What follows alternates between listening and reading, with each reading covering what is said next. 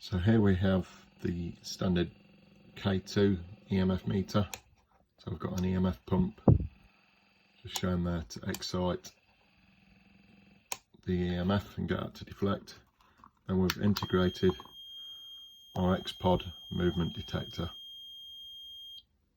So if we stay still, we'll let the device settle. It takes about 20 seconds. So you won't be able to use this handheld, so you pick it up and you place it on a surface. As you can see, it's quite sensitive, so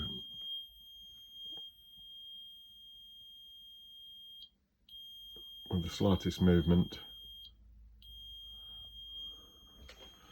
right, I'll put my hand under the desk.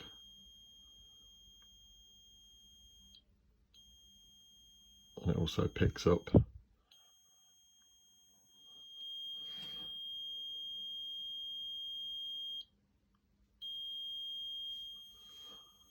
Under surfaces too.